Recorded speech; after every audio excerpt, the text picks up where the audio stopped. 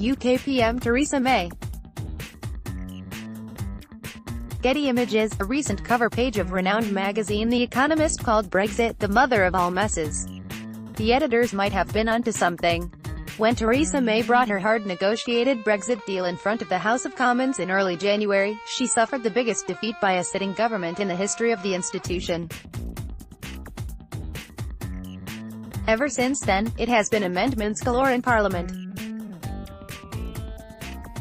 A myriad of backbenchers tabled motions containing issues that are close to their hearts, while the Prime Minister engaged in a flurry of talks across party lines and within her Conservative Party. Tuesday was another big Brexit day.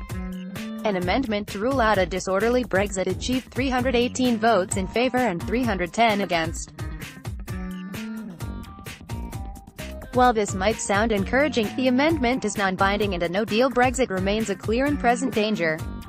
Labour heavyweight Yvette Cooper's amendment to extend Article 50 by up to 9 months was defeated by 311 votes to 298. With this vote, parliamentarians inadvertently showed some insight. For one, it is unclear what good kicking the proverbial can further down the road could achieve. Secondly, Austria's Foreign Minister Karen Knissel has pointed out that the European Parliament elections in late May constituted a hard stop for negotiations. May finally achieved a victory of sorts when Graham Brady's amendment to replace the Irish backstop with alternative arrangements to avoid a hard border passed. The Irish backstop is an arrangement whereby Northern Ireland would remain in the EU's customs union, while Great Britain remained a lesser affiliate, in case no agreements on the future trade relations between the EU and UK could be reached during the 21-month transition period. After months of insisting that her deal was the only one on the table, May agreed to this amendment. She may have achieved a temporary victory, but it is most unlikely she will achieve anything in Brussels. European Council President Donald Tusk was quick to underline that the backstop could not be renegotiated, neither with a time limit nor by a clause that would allow the UK to terminate it unilaterally. European Commission President Jean-Claude Juncker and EU chief Brexit negotiator Michel Barnier sang from the same hymn sheet, with the latter reiterating that the 27 member states would not budge. Indeed, at this point, it is only those 27 heads of government that could agree to any amendment, and they do not look poised to do so. The EU 27's stance is understandable against the backdrop that the backstop is important to the Republic of Ireland, whose biggest trading partner is the UK. Irish Taoiseach Leo Varadkar played his cards well, both internally and within the EU. He first secured cross-party approval for his backstop position.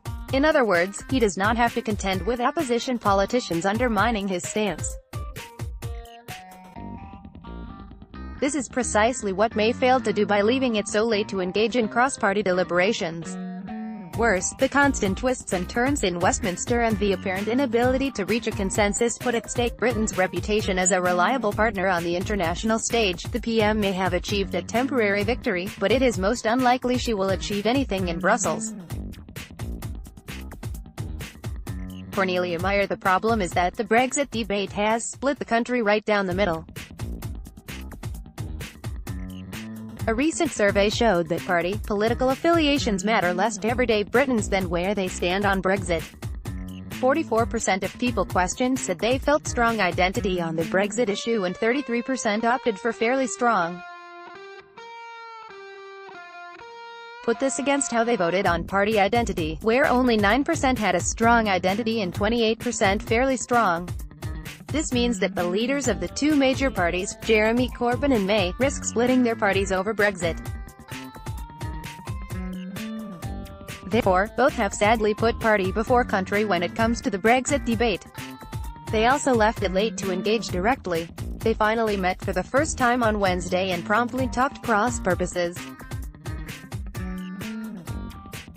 May might have listened to Corbyn's demand to remain in the customs union, but she is unlikely to budge. Tuesday's victory of sorts will in all likelihood be short-lived. May will not get her amendment from the EU and will suffer another crushing defeat in Parliament in 2 weeks' time. The question remains whether the PM would not have been better advised to take a middle road, which would leave the country more closely aligned to the EU than caving into the hardline Brexiteers and the Democratic Unionist Party. The way the arithmetic works at this point, this might have given her a more sustainable cross-party majority. But then, if British politics has taught us anything of late, it is that majorities on Brexit are tenuous and hard to come by at best. May's troubles really started with her January 2017 speech at Lancaster House, where she delineated her red lines, two of them being to leave the customs union and the common market. This catered to the Brexiteers in her party. However, senior civil servants were apparently taken aback by her bold statement. She apparently failed to engage in in-depth consultations with them before announcing her position. This would have been important, because the civil servants in business have the best visibility of what the customs union means to the British economy on a day-to-day basis. By laying down so many red lines so early, May painted herself into a very difficult corner from the word go. In the meantime, March 29, when the UK is officially due to leave the EU, is coming ever closer. As of Thursday, 57 days and counting. Businesses are readying themselves for the worst. Barclays just obtained permission from the High Court to move £166 billion $218 billion of its very profitable derivatives business to Ireland. The Royal Bank of Scotland is poised to follow suit. Profits mean taxes for the Treasury, so the UK is currently doing its best to undermine its tax basis. At the same time, the incoming head of the UK's largest port in Dover says he does not see how goods can move across the country smoothly in the case of a no-deal Brexit. Politicians have put party above country for so long that we are running out of time now. While a no-deal Brexit is not a foregone conclusion, it is a distinct possibility, which is perilous for the country, its people, and the economy. Cornelia Meyer is a business consultant, macroeconomist and energy expert. Twitter, @MayAreSources. Disclaimer: views expressed by writers in this section are their own and do not necessarily reflect Arab News' point of view.